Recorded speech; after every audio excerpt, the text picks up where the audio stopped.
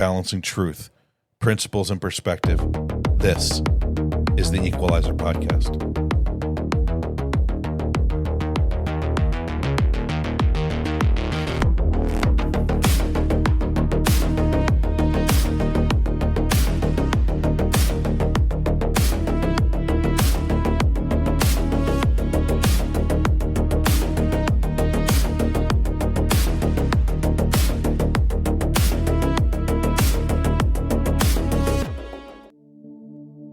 By the will of the Force, we rule. Faith guides the galaxy, and dissent clouds the light. Faith, humanity's oldest compass. It inspires kindness, purpose, and sometimes control. Today we put theocracy on the scales, a system where divine will replaces human liberty, and the moral high ground becomes a throne. Theocracy is government by God, or more accurately, by those who claim to speak for him. In a theocracy, religious leaders or doctrines hold supreme power.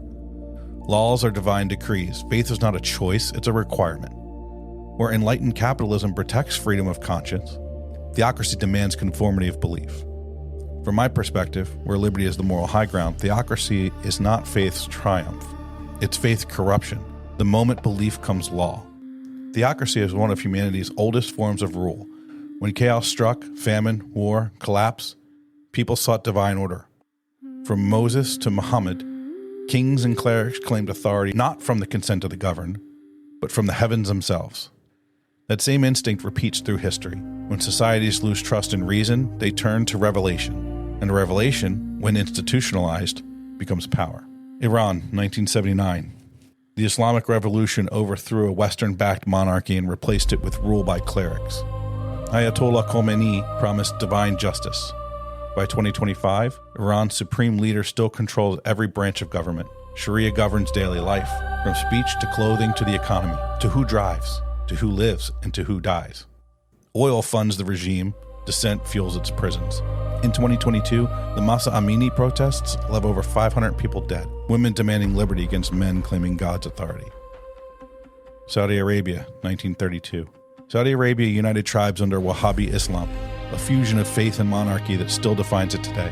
The clerics enforce moral codes, gender segregation, public floggings, and until recently, bans on women driving.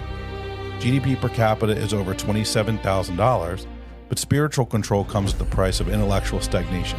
Innovation lags, expression is punished, and the line between sin and crime has vanished. Ancient Israel. Biblical Israel fused divine law with monarchy. Kings ruled by covenant, priests ruled by scripture, property and ritual revolved around the temple economy. Blasphemy was punished by death. The covenant promised prosperity for obedience and ruin for defiance. By the Babylonian exile, the system collapsed under its own contradictions, proof that even divine law cannot escape human nature. Every theocracy begins with a moral crisis: corruption, decay, chaos, and the promise that faith will fix it. Iran's secular elite lost legitimacy. Saudi Arabia's tribal wars needed unity. Ancient Israel faced idolatry and invasion. And each time, the solution was the same: give absolute power to those who claim to know the will of God. Like the progressives of the early 20th century, theocrats cloak control in morality. But theirs is eternal, unquestionable, and far more dangerous. John Adams once warned, "Our Constitution was made only for a moral and religious people. It is wholly inadequate to the government of any other." He meant that freedom depends on virtue, not that virtue should govern freedom. Theocracy twists that idea. It assumes that morality must be enforced and that God's law is superior to human conscience. But when faith becomes law, law becomes tyranny, and believers become subjects. By the will of the Force, we rule. Faith guides the galaxy, and dissent clouds the light. The problem isn't faith. It's what happens when faith stops being personal and starts being political.